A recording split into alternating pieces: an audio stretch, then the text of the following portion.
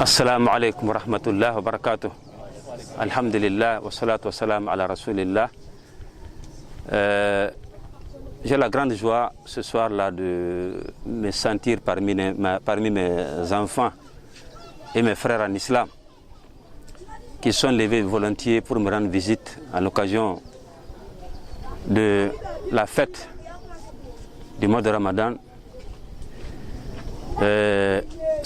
Ce mois qui a été sanctionné par la fête et à l'issue de laquelle il est dit dans la religion de se congratuler, de se rendre visite. Alors, pour approfondir encore la fraternité qui existait déjà entre nous, je remercie ses frères, à leur tête le frère Seydou Bankungu, qui est d'ailleurs un spécialiste de la finance, c'est un économiste, mais qui se bat très bien pour l'avancée de sa religion. Avec ses frères de différentes professions, il y a parmi eux des enseignants, parmi eux des tailleurs même, alors de la jeunesse burkinabé qui se mobilise davantage pour faire avancer cette religion. Nous rendons grâce d'abord à Allah subhanahu wa ta'ala, puis alors nous les exhortons toujours d'aller dans ce sens-là. Alors vous êtes les hommes de demain, c'est vous qui allez d'abord nous épauler ici et demain élever haut le flambeau de l'islam. Et sachez que c'est la sunna qui est l'islam, la sunna du prophète Mohammed sallallahu alayhi wa sallam. Nous sommes fiers de voir que la grande famille, la famille de la sunna est en train de s'élargir grâce à vous, aux actions que vous menez. Alors c'est vous qui enregistrez les conversations, les prêches, les différentes interventions des ulémas. Je vais citer ici mon frère Dr Mohamed Issa Kindo, qui est infatigable.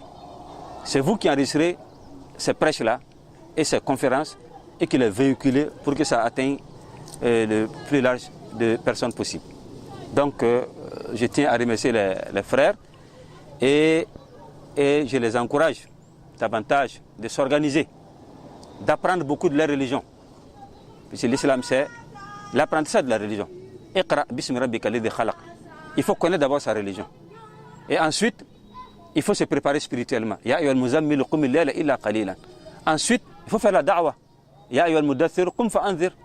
Donc vous allez apprendre votre religion en premier lieu. Vous allez vous préparer spirituellement, comme ça a été le cas dans le mois du Ramadan. Et troisièmement, c'est vous qui allez vous lever. Ce n'est pas nous, nous seulement. Nous, on prêche. On attache les micros, on invite le grand public pour venir nous écouter. Mais vous, dans vos quartiers, vous allez toucher vos frères qui ne sont pas guidés comme vous. Alors, allez-y vers les autres.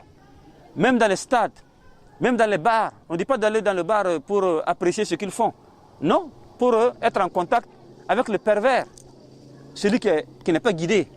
Il faut être en contact avec lui, le repérer, connaître où il est, essayer de l'approcher et en tout cas l'appeler vers l'islam. Donc vous, en tant que jeunes, nous sommes fiers de voir que vous avez compris la sunna et que vous voulez œuvrer dans ce sens-là. Donc pour ce faire, alors, je vous enjoins en tout cas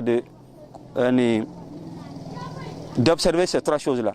Premièrement, l'apprentissage de la religion, quand il est dit que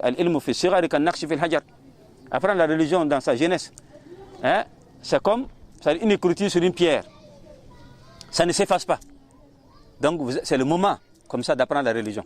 Alors, vous allez dire que non, j'ai l'âge déjà dépassé. Je ne peux plus aller à la madrasa. Non, c'est vrai. Je ne peux pas aller à la madrasa. Mais organisez-vous dans les mosquées. Attrapez quelqu'un qui a un petit niveau, des PPC en arabe, qui a le bac en arabe. Attrapez-le, organisez-vous. Alors pour que, alors après vos boulots, vos occupations, vous veniez en tout cas apprendre ce que vous allez apprendre chez lui. Ainsi de suite, vous allez voir, vous allez commencer par Abatasa, Ibtisi, Obotosu. Vous allez voir que d'ici une semaine seulement, vous allez connaître une avancée. Au fur et à mesure, 1 an, 2 ans après seulement, Alhamdulillah Rabbil Alamin. Car Dieu nous a dit que tu viens vers Allah subhanahu wa ta'ala, il va s'ouvrir grandement pour toi. Le Coran a été facilité, la religion a été facilitée pour ceux qui en veulent. Voilà, donc apprenez votre religion. Et secondo, préparez-vous spirituellement, parce que quand tu as le savoir et que tu ne sais pas, tu n'es pas bien portant devant les gens, le message que tu avances là, les gens vont dire que voilà, si le savoir était utile, alors ça t'aurait au moins, c'est-à-dire changé dans le bon sens. Alors donc, il faut se préparer spirituellement et par la suite maintenant commencer à véhiculer le message de l'islam partout où vous êtes. Alors au marché, sache que tu es daïa là-bas, dans ton entreprise, sache que c'est toi qui représente la sunna là-bas. Il faut faire de telle sorte que la sunna soit véhiculée aussi dans ton petit milieu. Tu es élève, c'est toi, il faut bien représenter la sunna, il faut faire la da'wah pour la sunna. Tu es militaire, il faut le savoir. Tu es médecin, à partir des soins que tu prodigues, il faut que chacun sache que la da'wah là a un sens plus global que nous connaissons aujourd'hui. Donc je vous remercie infiniment et souhaite à Allah de vous donner longue vie avec la bénédiction et à toute la jeunesse musulmane du monde entier, la jeunesse sunnite plus particulièrement, parce que la sunna qui représente aujourd'hui l'islam. Vous allez voir des gens se prosterner pour des gens adorer des pierres, des gens porter des amulettes, des gens immoler des bêtes comme ça pour aller jouer à la Coupe du Monde. Les équipes qui sont là-bas, là, ils sont, c'est-à-dire, ils manquent du respect à leur religion pour pouvoir réussir. Il y a beaucoup qui n'ont même pas fêté la fête. Alors, l'équipe qui était en compétition le jour de la fête là, ne pouvait jamais observer la fête là à cause de leur participation à la Coupe du Monde. Donc voici des choses.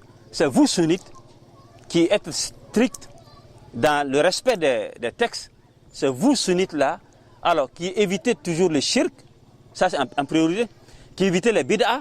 C'est vous qui allez faire revivre la voix du prophète sallallahu alayhi wa sallam. C'est vous qui considérez sa fierté. Sinon, quand on invente des choses, comme on ajoute à la religion, ça veut dire qu'on fait perdre carrément les traces du prophète sallallahu alayhi wa sallam. Donc nous sommes fiers de vous. Alors qu'Allah vous bénisse, alors qu'il vous garde, qu'il prolonge votre vie et vous bénisse davantage. Barakallahu fikum. Je suis vraiment ravi de vous voir dans ma modeste maison. Vous voyez, la maison là est modeste. Elle est très très modeste. Et c'est comme ça. Nous on veut être grands chez Dieu, c'est pas ici dans ce bas monde là. Voilà, c'est pas être dans les grands châteaux et aller ne même pas avoir une petite cage comme ça le jour de la résurrection. Non, on préfère avoir les châteaux là chez le bon Dieu et vivre dans la modestie comme a été le cas du prophète sallallahu alayhi wa sallam. Wassalamu alaikum wa rahmatullahi wa barakatuh.